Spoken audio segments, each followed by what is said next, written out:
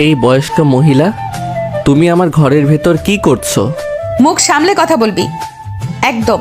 আমি তোর চেয়ে বয়সে বড়, আমাকে সম্মান দিয়ে কথা বলবি।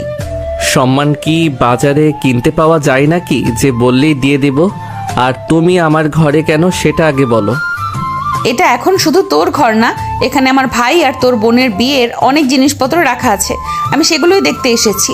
সিধু দরজার কাছে এসে সীমার পথ আটকে দাঁড়ায়। সীমা বের হতে গেলে সিধুর বুকের সাথে হালকা ধাক্কা খায়।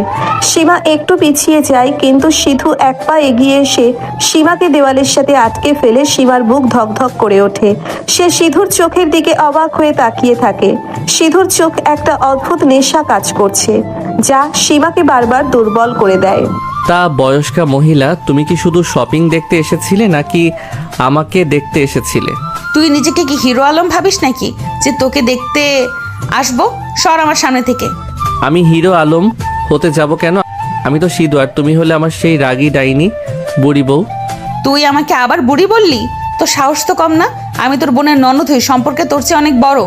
সম্পর্কে বড় আর বয়সে বড় হলেই সব হয়ে যায় না, মাঝে মাঝে ছোট স্বামীর কাছেও হার মানতে হয়।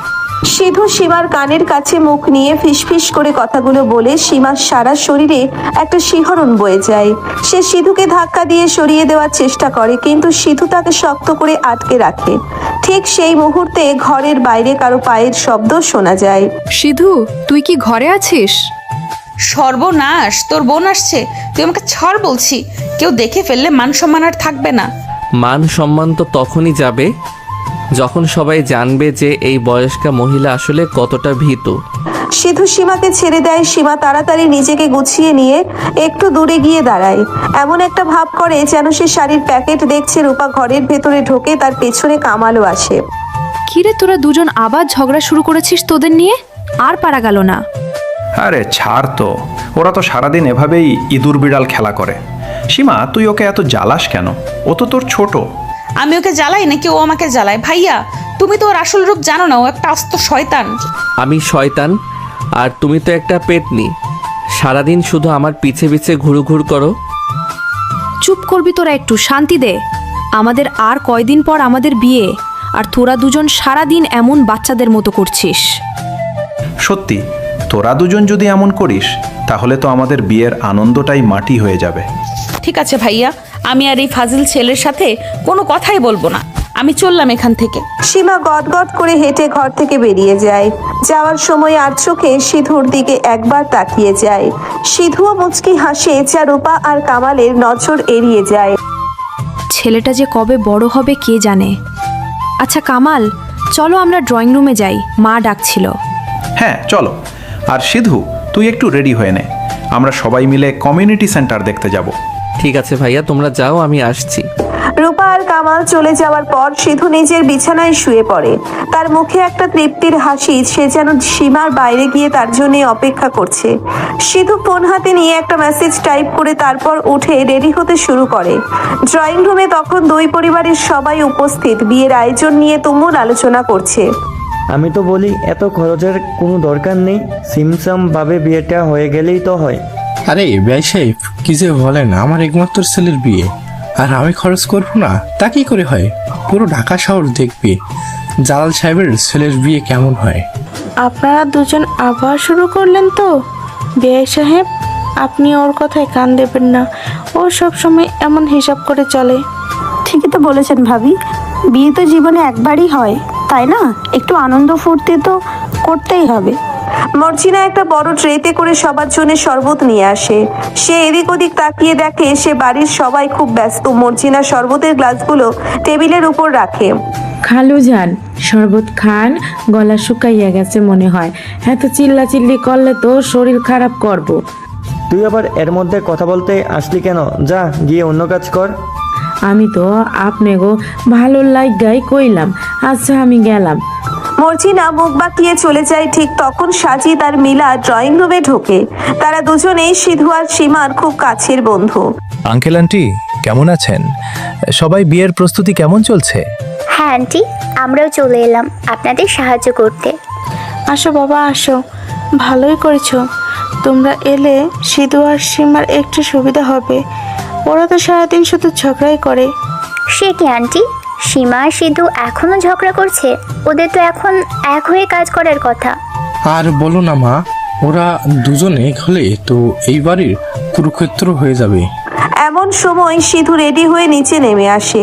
তার পরনে একটা কালো টি শার্ট আর জিন্স, তাকে খুব সুন্দর লাগছে। সীমার চোখ সিধুর ওপর গিয়ে পড়ে, কিন্তু সে তাড়াতাড়ি চোখ সরিয়ে নেয়। কিরে সাজিদ, কখন এলি? তুই তো বলেছিলি বিকেলে আসবি। আর বলিস না, বাড়িতে বসে বোর হচ্ছিলাম, তাই ভাবলাম তোদের এখানেই চলে আসি।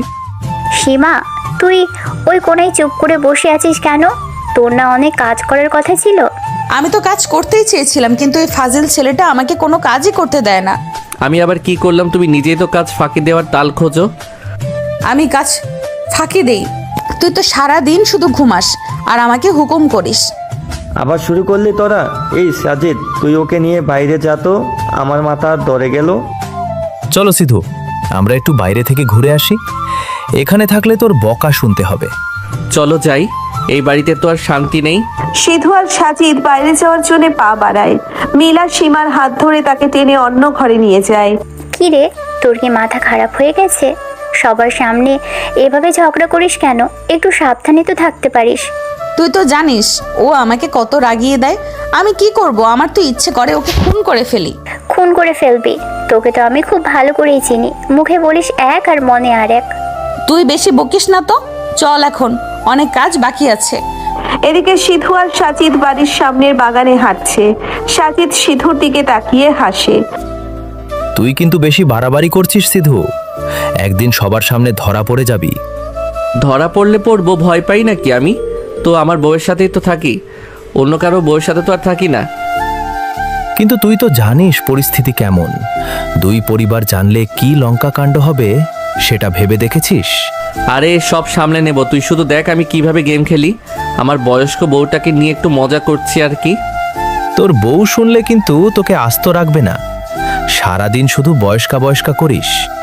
ওর রাগটাই তো আমার সবচেয়ে বেশি ভালো লাগে। যখন রেগে যায় তখন ওকে একদম লাল টমেটোর মতো মনে হয়, ইচ্ছে করে একটা কামড় বসিয়ে দেই। সাজিদ জোরে হেসে ওঠে। ঠিক তখন সেখানে রাজু আসে, কামালের চাচাতো ভাই। রাজু সব সময় সবার উপর নজর রাখে। তার স্বভাব হলো তিলকে তাল করা। কি রে, তোরা এখানে দুজনে কি নিয়ে হাসাহাসি করছিস? আমাকে একটু বল। আরে রাজু ভাই কেমন আছেন? না মানে এমনি একটা জোকস বলছিলাম, তাই হাসছিলাম। জোকস? তোরা তো আজকাল অনেক কিছু করিস যা আমরা জানতে পারি না। কি যে বলেন রাজু ভাই, আমরা আবার কি করলাম? কিন্তু আমি তো সব লক্ষ্য করছি। এই সিধু, তুই সীমার সাথে এত লাগালাগি করিস কেন বলতো? তোর মনে কি অন্য কোনো মতলব আছে? আমার আবার কি মতলব থাকবে রাজু ভাই? ও তো আমার আপুর ননদ, মানে আমারও বোনের মতো। বোনের মতো নাকি অন্য কিছু? আমি সব বুঝি। আমি সবাইকে বলে দেব যে তোরা দুজন কিছু একটা লুকাচ্ছিস। রাজুর কথায় সিধু একটু ভয় পেয়ে যায়, কিন্তু সে বাইরে সেটা প্রকাশ করে না। সে খুব স্বাভাবিকভাবে হাসে। রাজু ভাই, আপনি না সবসময় বেশি বেশি ভাবেন। আমরা শুধু মজাই করি। আপনি চাইলে সবাইকে গিয়ে বলতে পারেন, কেউ আপনার কথা বিশ্বাস করবে না। ঠিক আছে, সময় আসলেই দেখা যাবে কে কার কথা বিশ্বাস করে। রাজু সন্দেহ নিয়ে সেখান থেকে চলে যায়। সিধু স্বস্তির নিঃশ্বাস ফেলে সাজিদ সিধুর কাঁধে হাত রাখে। সাবধানে থাকিস ভাই, এই রাজু লোকটা কিন্তু সুবিধার না। ও কিছু একটা সন্দেহ করেছে। করতে দে ওকে সন্দেহ, প্রমাণ তো আর নেই। চল এখন ভেতরে যাই। সিধু আর সাজিদ আবার বাড়ির ভেতর ঢোকে। বাড়ির সবাই তখন দুপুরের খাবারের জন্য ডাইনিং টেবিলে বসছে। এত বড় বাড়ি, এতগুলো মানুষ সবাই মিলে একসাথে খেতে বসলে একটা উৎসব পরিবেশ তৈরি হয়। সবাই একসাথে খেতে বসে দেখে খুব ভালো লাগছে। অনেকদিন পর এমন একটা আনন্দ হচ্ছে। ঠিক বলছে গো, আমার তো মনে হচ্ছে আজ যেন বিয়ে বাড়ি লাগছে। কিন্তু আমার তো মনে হচ্ছে খাবারের লবণের পরিমাণ একটু কম হয়েছে। সালমা, তুমি কি রান্না করেছো আজকে? আপা, আমি তো নিজে মুখে দিয়ে দেখলাম, সব ঠিকই আছে। আপনার কি আসলেই লবণ কম লাগছে? না না, সব ঠিক আছে। তুমি চুপ করে খাও তো। সব সময় শুধু দোষ ধরা তোমার স্বভাব। তুমি চুপ করো। আমি কি মিথ্যা বলছি নাকি? আমার মুখে কোনো স্বাদই লাগছে না। আরে আপা, আপনি রাগ করছেন কেন? এই যে আমি একটু লবণ এগিয়ে দিচ্ছি, আপনি নিন। সবাই যখন খাবার নিয়ে ব্যস্ত তখন সিধু আর সীমা একে অপরের দিকে আর চোখে তাকাচ্ছে। সিধুর ঠিক পাশেই সীমা বসেছে। টেবিলের নিচে সিধু তার পা দিয়ে সীমার পায়ে হালকা ধাক্কা দেয়। সীমা চমকে ওঠে এবং চোখ বড় বড় করে সিধুর দিকে তাকায়। সিধু একটু মুচকি হাসে। তুমি কি পাগল হয়ে গেছো? সবাই এখানে বসে আছে আর তুমি টেবিলের নিচে এসব কি করছো? আমি আবার কি করলাম? আমি তো শুধু খাচ্ছি। আর তুমি এত ফিস ফিস করে কথা বলছো কেন? একদম মিথ্যে কথা বলবে না। তুমি ইচ্ছে করে আমাকে ডিস্টার্ব করছো। আমি কিন্তু সবাইকে বলে দিব। বলে দাও, সবাইকে বলে দাও যে আমি আমার বউয়ের পায়ে পা দিয়েছি। দেখি সবাই কি বলে। সিধুর কথা শুনে সীমার মুখ লাল হয়ে যায়। সে রেগে গিয়ে সিধুর পায়ে একটা জোরে লাথি মারে। সিধু ব্যথায় কোকিয়ে ওঠে কিন্তু শব্দ করে না। সে কোনো মতে হাসি চেপে রেখে খাবার খেতে থাকে। কিরে সিধু, তুই হঠাৎ করে এমন করে উঠলি কেন? গলায় খাবার আটকে গেছে নাকি? না আপু, মানে একটা মশা খুব কামড়াচ্ছিল তো তাই। মশা? দিনে দুপুরে আবার মশা কোথা থেকে আসলো? ও তো একটা আস্ত গাধা। ওর কাছে মশা কেন, হাতিও আসতে পারে। তুমি আমাকে গাধা বললে, আমি গাধা হলে তুমি তো গাধার বয়স্কা খালার মতো। এই তোরা আবার শুরু করলি? খাবার টেবিলেও তোরা একটু শান্তিতে খেতে দিবি না? সীমা তুই চুপ কর তো। বড়দের সামনে এমন ঝগড়া করতে তোর লজ্জা করে না? মা, তুমি শুধু আমাকেই কেন বকছো? ও তো আগে শুরু করলো। আরে থাক থাক, বাচ্চা মানুষ ওরা, একটু খুনসুটি করতে দাও। খাবার পর্ব শেষ হওয়ার পর সবাই ড্রয়িং রুমে বসে চা খাচ্ছে। এমন সময় তানিয়া আসে। তানিয়া রূপার খুব কাছের বান্ধবী। সে প্রায়শই এই বাড়িতে আসে আর সিধুর প্রতি তার একটা দুর্বলতা আছে। এটা সীমা খুব ভালো করেই জানে। হাই এভরিওয়ান, কেমন আছো সবাই? আরে তানিয়া, তুই এসেছিস। আয় বস, চা খাবি নাকি? হ্যাঁ খাবো তো, কিন্তু তার আগে বলো সিধু কোথায়? ওকে তো দেখছি না। তানিয়ার কথা শুনে সীমার মেজাজ খারাপ হয়ে যায়। সে সোফা থেকে উঠে দাঁড়ায়। তোমার কি সিধুকে ছাড়া আর কোনো কাজ নেই? এখানে তো আরো অনেক মানুষ আছে। আরে সীমা, তুমি রেগে যাচ্ছ কেন? আমি তো জাস্ট এমনি জিজ্ঞেস করলাম। এই তো আমি চলে এসেছি। তানিয়া আপু, কেমন আছো তুমি? সিধু, তোকে তো আমি বারবার বলছি আমাকে আপু ডাকবি না, শুধু তানিয়া বলবি। তুই তো আমার ফ্রেন্ডের ভাই, তাই না? আচ্ছা ঠিক আছে তানিয়া, তুমি বসো, আমি তোমার জন্য চা নিয়ে আসছি। সিধু চা আনতে গেলে তানিয়া তার দিকে মুগ্ধ হয়ে তাকিয়ে থাকে আর সীমা রাগে ফুঁসতে থাকে। সে মনে মনে ঠিক করে আজ সিধুকে একটা উচিত শিক্ষা দেবে। তানিয়া, তোমার তো আবার সামনে পরীক্ষা না? তুমি এত ঘুরুঘুরি করলে পড়াশোনা করবে কখন? আরে আমার পড়াশোনা ঠিকই হয়ে যাবে, তুমি এত চিন্তা করো না। সিধু চা নিয়ে আসে এবং তানিয়ার হাতে দেয়। তানিয়া সিধুর হাত ছুঁয়ে চায়ের কাপটা নেয়, যা দেখে সীমার চোখ দিয়ে যেন আগুন বের হতে থাকে। নাও চা খাও, আশা করি তোমার ভালো লাগবে। তুই বানালে তো ভালো লাগবেই। সিধু, তোর হাতে তো জাদু আছে। হ্যাঁ, জাদু তো আছেই, শুধু চাই বানাতে পারে, আর কোনো কাজ তো পারে না। তুমি আবার আমাকে খোটা দিচ্ছ কেন? আমি কি তোমাকে কিছু বলেছি? তুই আমাকে বলবি কেন? তোর তো এখন নতুন জীবনসঙ্গী জুটেছে। তুই তার সাথেই কথা বল। সীমা রেগে ঘর থেকে বেরিয়ে যায়। সিধু বুঝতে পারে যে সীমা খুব জেলাস ফিল করছে। এটা দেখে তার বেশ মজাই লাগে। সে তানিয়ার সাথে গল্প করতে থাকে কিন্তু তার মন পড়ে থাকে সীমার কাছে। সিধু, তুই কিন্তু কাজটা ভালো করলি না। সীমা খুব রেগে গেছে। আরে রাগলে ওকে আরো সুন্দর লাগে। তুই দেখিস আমি কিভাবে ওর রাগ ভাঙাই। সাবধানে থাকিস, তানিয়া চক্করে পড়ে আবার আসল জিনিসটা হারিয়ে ফেলিস।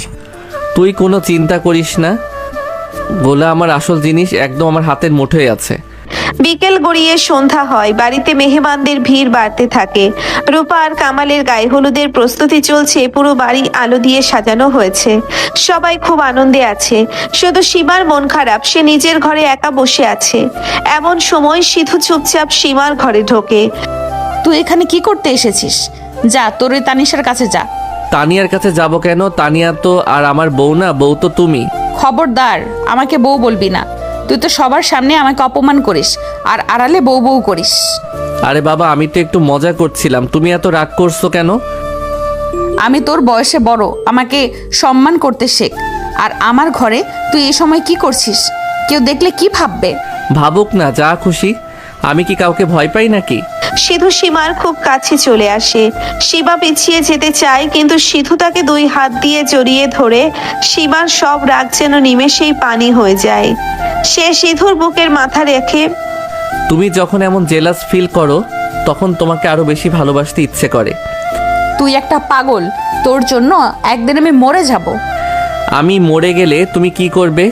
তুমি তো তখন বিধবা হয়ে যাবে, বয়স্কা বিধবা। তুই আবার আমাকে বয়স্ক বললি? আমি তোকে আজ খুন করে ফেলবো। সিধুর স্পর্শে সীমা চোখ বন্ধ করে ফেলে। ঠিক সেই সময় দরজায় আবার কারো পায়ের শব্দ শোনা যায়, আর একটা পরিচিত কণ্ঠস্বর ভেসে আসে। সর্বনাশ, কেউ আসছে, তাড়াতাড়ি আমাকে ছাড়। আরে এত ভয় পাচ্ছ কেন? আমি তো দেখছি। সিধু সীমাকে ছেড়ে একটু দূরে সরে দাঁড়ায়।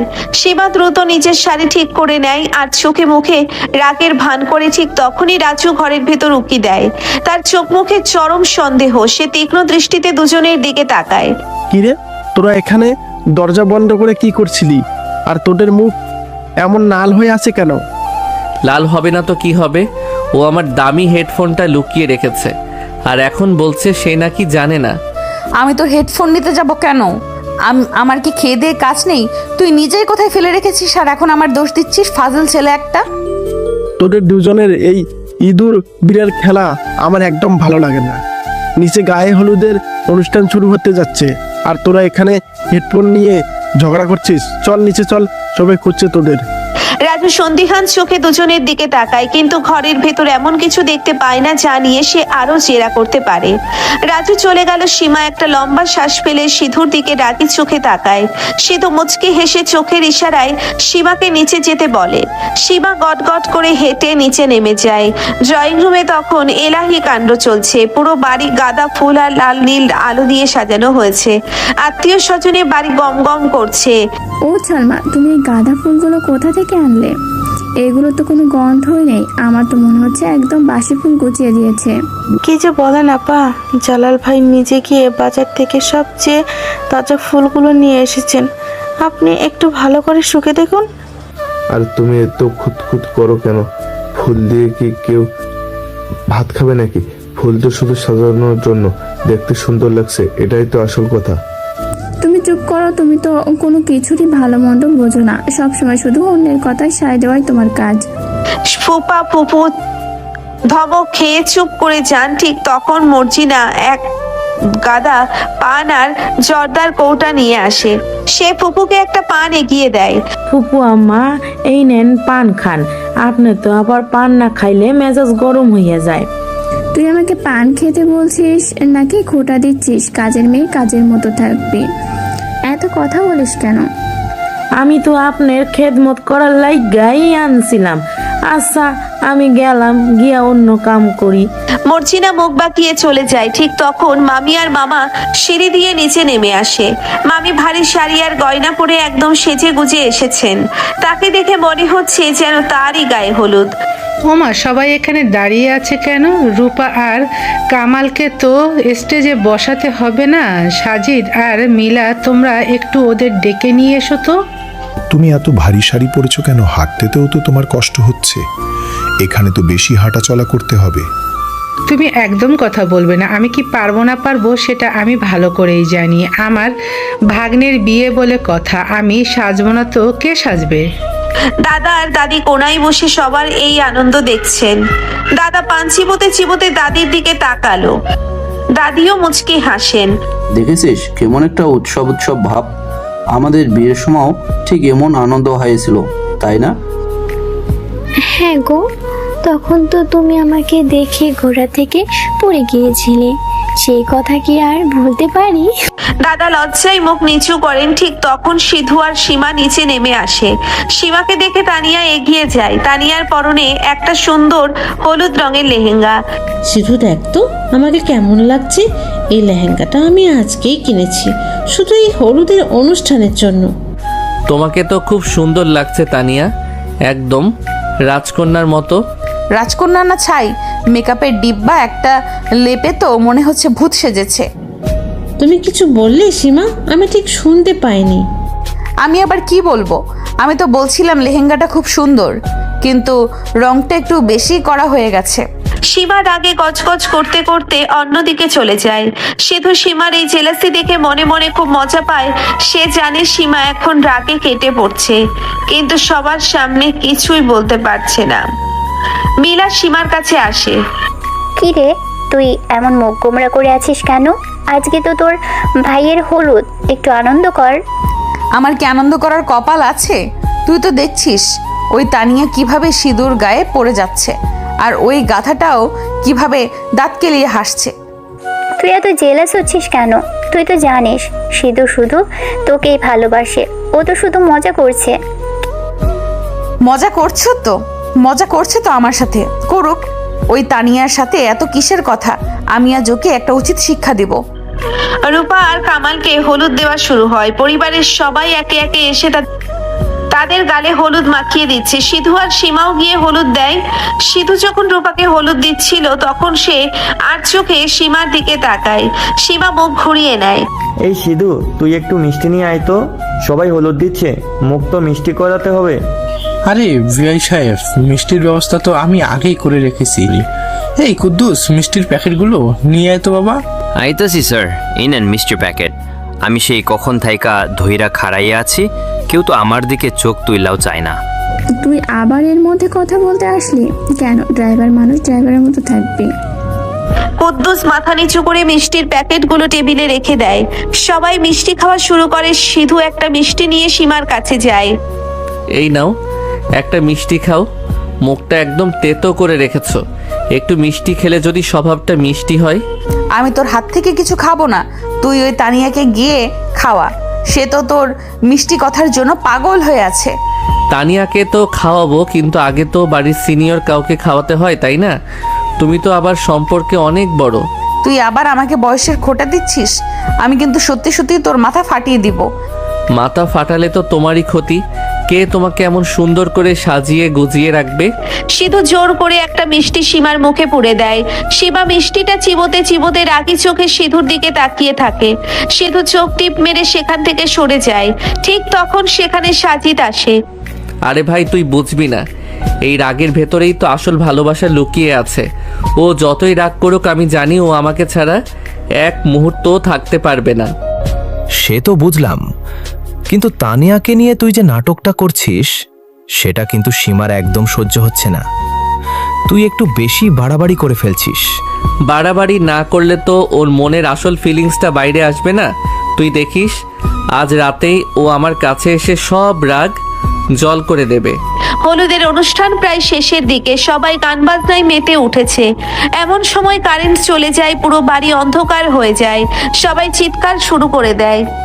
ও মা, কি হলো? এমন সময় কারেন্ট চলে গেল কেন? জেনারেটর কোথায়? কুদ্দুস, জেনারেটর চালু কর তাড়াতাড়ি। ম্যাডাম, জেনারেটরে তো তেল নাই। আমি তো আগেই কইছিলাম তেল আনতে, কেউ তো আমার কথা কানেই নিল না। তুই তখন কি বলেছিলি সেটা এখন বলে কি লাভ? তাড়াতাড়ি যা, গিয়ে তেল নিয়ে আয়। অন্ধকার বাড়ির ভেতর সবাই এদিক ওদিক ছোটাছুটি শুরু করে দেয়। সিধু এই সুযোগটা কাজে লাগায়। সে অন্ধকারে হাতড়ে হাতড়ে সীমাকে খুঁজে বের করে সীমার হাত ধরে টান দিয়ে তাকে একটা ফাঁকা ঘরের ভেতর নিয়ে যায়। কে আমাকে ছাড়ুন বলছি। কে আপনি? চুপ, একদম চুপ, চিৎকার করবে না। আমি সিধু। তুই আমাকে এখানে কেন আনলি? আমাকে ছাড় বলছি। কেউ দেখে ফেললে কি ভাববে?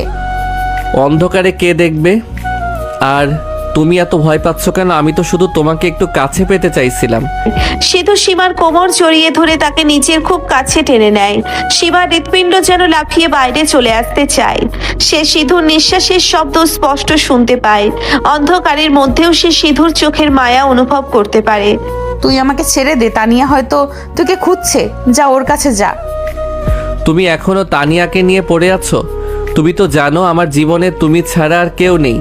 আর তুমি তো জানো তুমি আমার জীবনের সেই বিশেষ মানুষ যাকে ছাড়া আমি এক পাও চলতে পারি না। আমি কিছু জানি না। তুই একটা প্রতারক। তুই আমাকে সবার সামনে অপমান করিস আর অন্ধকারে একা পেলে এমন মিষ্টি কথা বলিস। কারণ তুমি আমার সেই গোপন ধন যা আমি সবার সামনে দেখাতে পারি না, কিন্তু একা পেলে বুকের ভেতর লুকিয়ে রাখতে চাই। সিধুর কথা শুনে সীমার সব রাগ যেন গলে যায়। সে সিধুর বুকে মাথা রাখে। সিধু সীমার চুলে হাত বুলিয়ে দেয়। তাদের দুজনের এই নীরব ভালোবাসা যেন এই অন্ধকারের মধ্যে আরো বেশি কিছুটা পূর্ণতা পায়। এখানে তারা বউ বা স্বামী শব্দ ব্যবহার না করেও একে অপরের প্রতি অধিকার বুঝিয়ে দেয়। তুই জানিস আমি তোকে কতটা ভালোবাসি। যখন তুই অন্য মেয়েদের দিকে তাকাস আমার বুকের ভেতর কেমন যেন জ্বলে যায়। আমি জানি পাগলি, আর আমি তো তোমাকে রাগানোর জন্য এগুলো করি। তোমার এই জেলাস মুখটা দেখতে আমার খুব ভালো লাগে। ঠিক তখন বাইরে জেনারেটর চালু হয় এবং বাড়ির সব আলো জ্বলে ওঠে। সিধু আর সীমা তাড়াতাড়ি একে অপরের থেকে দূরে সরে দাঁড়ায়। ঘরের বাইরে থেকে রাজুর গলা শোনা যায়। এই সিধু, সীমা, তোরা কি এই ঘরের ভিতরে আছিস? হায় আল্লাহ, রাজু ভাইয়া ডাকছে, এবার কি হবে? তুমি ভয় পেও না, তুমি স্বাভাবিক থাকো, আমি দেখছি। সিধু ঘরের দরজা খুলে দেয়। রাজু সন্দিহান চোখে দুজনের দিকে তাকায়। তোরা এই অন্ধকার ঘরের ভিতরে কি করছিলি? তোদের মতলবটা কি বলতো? মতলব আবার কি হবে রাজু ভাই? অন্ধকারে রাস্তা পাচ্ছিলাম না, তাই এই ঘরে ঢুকে পড়েছিলাম। আর সীমাও তো এখানেই ছিল, আমরা তো দরজার কাছেই দাঁড়িয়েছিলাম। হ্যাঁ ভাইয়া, আমি তো ভয়ে কাঁপছিলাম। ও তো আমাকে বললো এই ঘরে দাঁড়াতে, তাই দাঁড়িয়েছিলাম। তোদের কথা আমার একদম বিশ্বাস হচ্ছে না। তোদের চোখে দৃষ্টি কেমন যেন সন্দেহজনক। আমি সবাইকে গিয়ে বলে দিব। আপনি কি বলবেন রাজু ভাই? যে অন্ধকারে আমরা ঘরের ভেতর দাঁড়িয়েছিলাম, এতে দোষের কি আছে? আপনি তো শুধু শুধু তিলকে তাল করেন। রাজু কিছু না বলে গটগট করে সেখান থেকে চলে যায়। সিধু আর সীমা একটা স্বস্তির নিঃশ্বাস ফেলে। তারা জানে এই বাড়িতে তাদের এই গোপন প্রেম টিকিয়ে রাখা কতটা কঠিন, কিন্তু তারা এটাও জানে যে তাদের এই প্রেম কতটা গভীর আছে সত্যি দিনের। এত রাতেই খোলা ছাদে কি করছো? ঠান্ডায় তো জমে যাবে। যাও নিচে যাও, নিজের ঘরে গিয়ে ঘুমাও। তুই আবার আমার পিছু পিছু এখানে চলে এসেছিস? তোর কি কোনো কাজ নেই? সারাদিন তো অনেক ধকল গেল, এখন ঘরে গিয়ে ঘুমাস না কেন তুই? আমার তো খুব ঘুম পাচ্ছিল, কিন্তু আমার সেই বিশেষ মানুষটা যে ছাদে একা দাঁড়িয়ে শীতে কাঁপছে, তাকে রেখে আমি কিভাবে শান্তিতে ঘুমাই বলো তো? তোকে এত দরদ দেখাতে হবে না, তুই নিচে যা। কেউ যদি এত রাতে আমাদের একসাথে ছাদে দেখে ফেলে তাহলে কিন্তু কুরুক্ষেত্র বেঁধে যাবে। এমনিতেই রাজু ভাইয়া খুব সন্দেহ করছে। সিধু আস্তে আস্তে হেঁটে সীমার একদম কাছে গিয়ে দাঁড়ায়। রাতের ফাঁকা ছাদ, চারিদিকে একটা শুনশান নীরবতা আর হালকা হিমেল হাওয়া বইছে। সীমার গায়ে একটা পাতলা চাদর জড়ানো। সিধু নিজের ব্যাকেটটা খুলে সীমার গায়ের উপর জড়িয়ে দেয়। সীমার সারা শরীরে একটা উষ্ণতা ছড়িয়ে পড়ে। সে অবাক হয়ে সিধুর চোখের দিকে তাকায়। সিধুর চোখে এমন একটা মায়া যা সীমাকে বারবার পরাস্ত করে দেয়। সে চাইলেও সিধুর উপর বেশিক্ষণ রাগ করে থাকতে পারে না। সিধু সীমার হাত দুটো নিজের হাতের মুঠোয় নিয়ে হালকা চাপ দেয়। রাজু ভাইকে নিয়ে তুমি এত ভেবো না, সে প্রমাণ ছাড়া কিছুই করতে পারবে না। আর আমি তো আমার নিজের মানুষের সাথেই দাঁড়িয়ে আছি, এতে ভয় পাওয়ার কি আছে? তুই সবসময় সবকিছু এত সহজ করে ভাবিস, কিন্তু পরিস্থিতি যদি হাতের বাইরে চলে যায় তখন কি হবে? দুই পরিবার যখন আমাদের এই গোপন সম্পর্কের কথা জানবে তখন কেউ আমাদের ছেড়ে কথা বলবে না।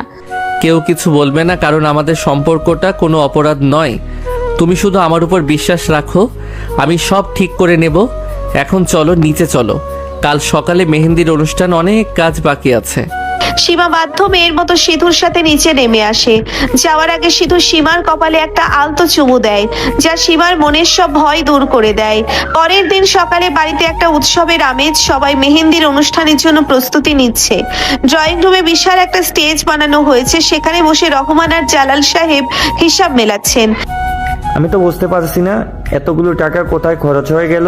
কালকের হলুদের অনুষ্ঠানে তো অনেক টাকা বেরিয়ে গেল, আজ আবার এই মেয়েদের জন্য এত বড় স্টেজ করার কি দরকার ছিল? আরে বেআই সাহেব, আপনিও তো হিসাব কেন করেন? বিয়ে তো আর রোজ রোজ হয় না। কামাল আর রূপার বিয়েতে একটু ধুমধাম তো করতেই হবে। আপনি টাকা চিন্তা একদম করবেন না, আমি সব সামলে নেব।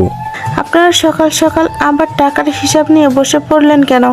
আজ তো আনন্দের দিন, একটু হাসি খুশি থাকুন। দেখুন সবাই কত মজা করছে। ঠিক বলেছেন ভাবি, এই জালাল সাহেব তো কথায় কথায় শুধু টাকা ওড়াতে চান, কিন্তু হিসাব রাখতে পারেন না। এদিকে সংসারের সব চাপ তো আমার উপর দিয়েই যায়। এমন সময় মর্জিনা 4 কাপ চা নিয়ে ড্রয়িং রুমে ঢোকে। সে খুব সাবধানে চায়ের কাপগুলো টেবিলের উপর রাখে। তার চোখ কান সবসময় এদিক ওদিক খোলা থাকে। সে সবার কথা শোনার চেষ্টা করে। খালুজান, আপনারা এত চিল্লাচিল্লি করেন কে? চা খান, মাথা ঠান্ডা হইব। বিয়া বাড়িতে এত রাগারাগি করা কি ঠিক?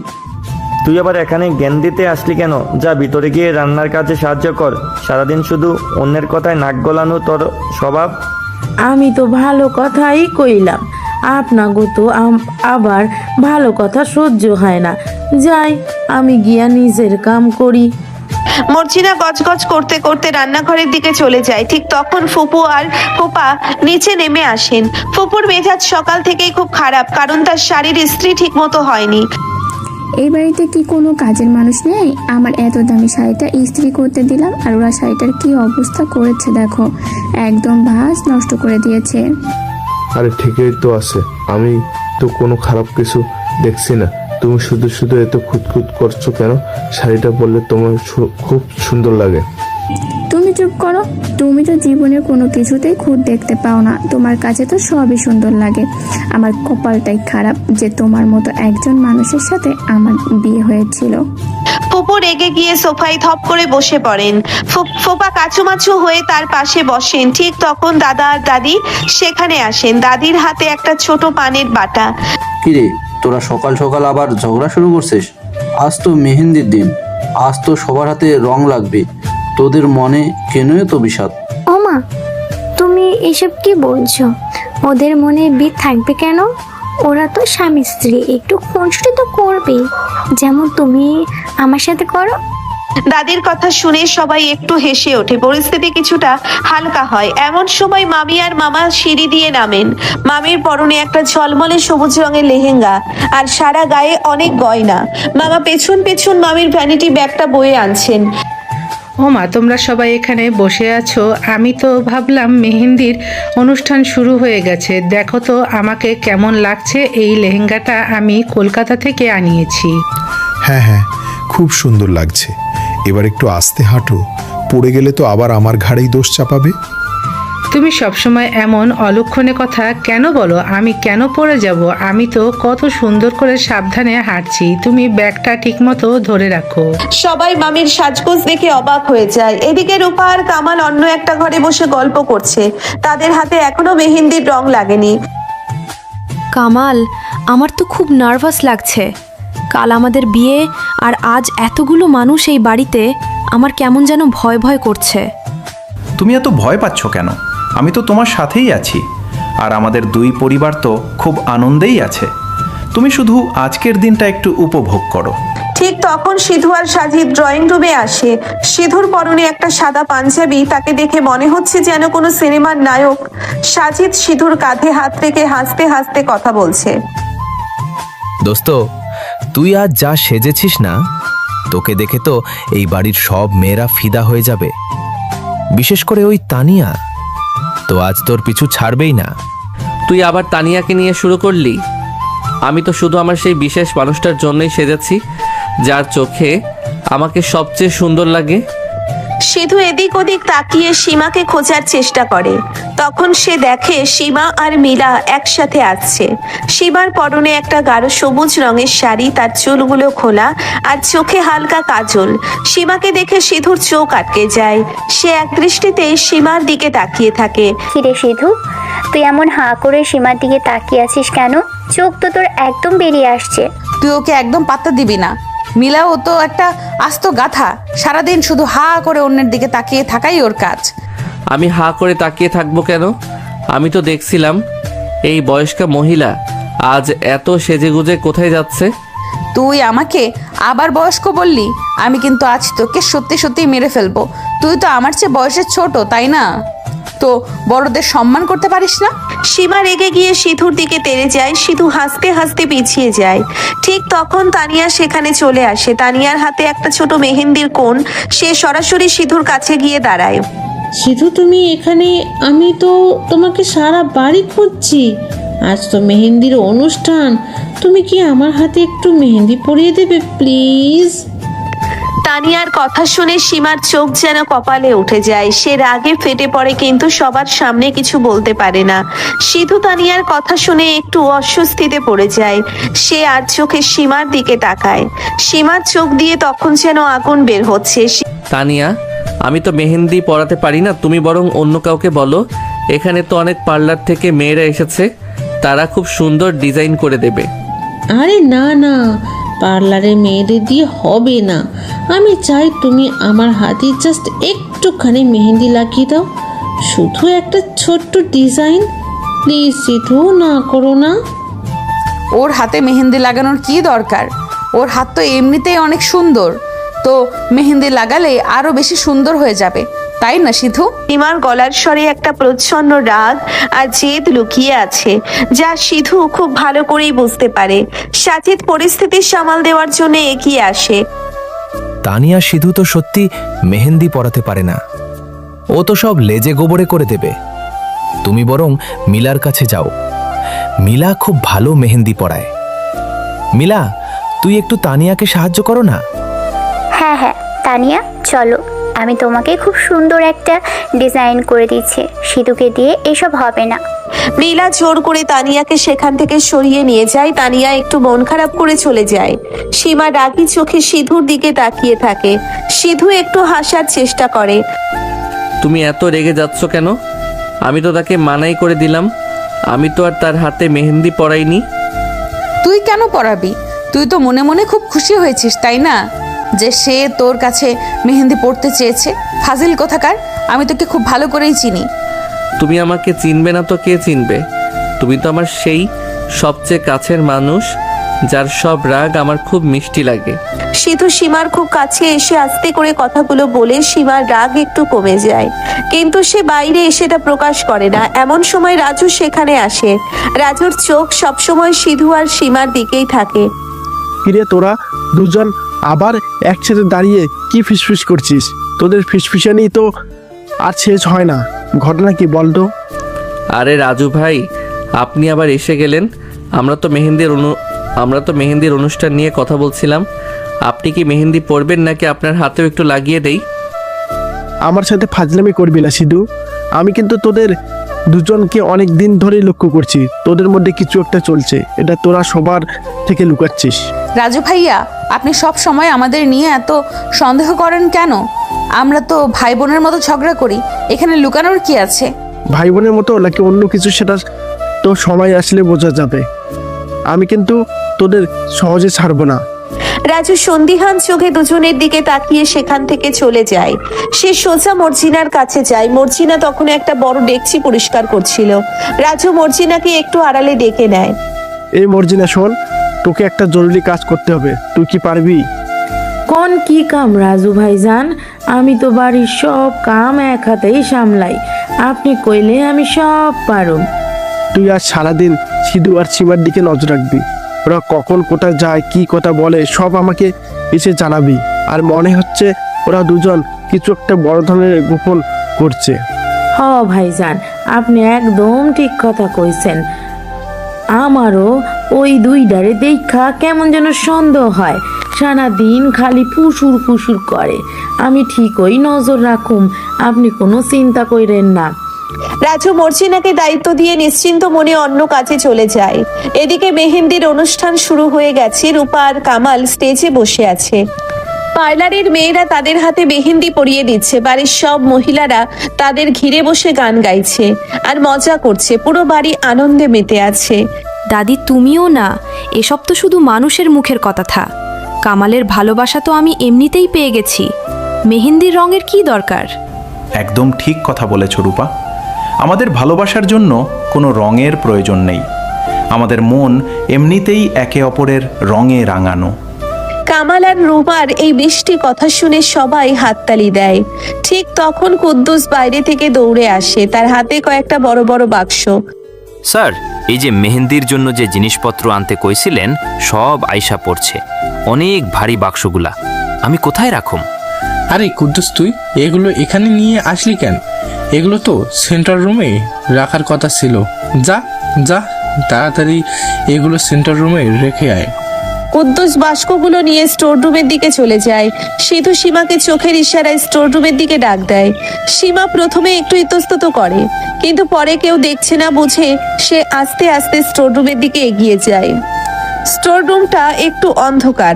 সিধু সেখানে আগে থেকেই দাঁড়িয়ে ছিল। সীমা ভেতরে ঢুকতেই সিধু দরজাটা হালকা করে ভেজিয়ে দেয়। তুই আমাকে এখানে কেন ডাকলি? কেউ যদি দেখে ফেলে তাহলে কি হবে বলতো? তুই তো দেখছি একদম পাগল হয়ে গেছিস। আমি তো তোমার জন্যই পাগল হয়ে গেছি। আজ সবার হাতে মেহেন্দি লাগছে, আর আমার বিশেষ মানুষের হাত খালি থাকবে, এটা কি করে হয়? সিধু নিজের পকেট থেকে একটা ছোট মেহেন্দির কোণ বের করে সীমার চোখ বড় বড় হয়ে যায়। সে অবাক হয়ে সিধুর দিকে তাকিয়ে থাকে। তুই এটা কোথায় পেলি? আর তুই কি সত্যিই আমার হাতে মেহেন্দি পরাতে চাস? তুই তো এসব পারিস না। আমি পার্লারের মেয়েদের মতো সুন্দর ডিজাইন হয়তো করতে পারবো না, কিন্তু আমার ভালোবাসার রং দিয়ে তোমার হাতে একটা ছোট্ট চিহ্ন তো এঁকে দিতেই পারি। সিধু খুব আলতো করে সীমার হাতটা নিজের হাতে তুলে নেয়। সীমার পুরো শরীর কেঁপে ওঠে। সে সিধুর চোখের দিকে তাকিয়ে থাকে। সিধুর চোখে অসীম ভালোবাসা। সিধু খুব সাবধানে সীমার হাতের তালুতে একটা ছোট্ট এস অক্ষর এঁকে দেয়। এস মানে সিধু আর সীমা দুজনেরই নামের আদ্যক্ষর। এই ছোট্ট একটা অক্ষর যেন তাদের পুরো পৃথিবীর ভালোবাসা ধারণ করে আছে। তুই সত্যি একটা পাগল। এই ছোট্ট একটা মেহেন্দির দাগ আমার কাছে পৃথিবীর সবচেয়ে দামি উপহার। আমি এটা সারা জীবন যত্ন করে রাখবো। আরে আমি তোমাকে সারা জীবন এইভাবে যত্ন করে রাখবো, তুমি শুধু আমার সাথে থেকো, তাহলেই আমার আর কিছু চাই না। সিধু সীমার কপালে একটা দীর্ঘ চুমু দেয়। এই অন্ধকার স্টোর রুমের ভেতর তাদের এই গোপন ভালোবাসা যেন এক অনন্য পূর্ণতা পায়। তারা সবকিছু ভুলে একে অপরের মাঝে হারিয়ে যায়। ঠিক সেই মুহূর্তে স্টোর রুমের দরজার বাইরে কারো পায়ের শব্দ শোনা যায়। মর্জিনা দরজার ফাঁক দিয়ে উকি দেওয়ার চেষ্টা করে।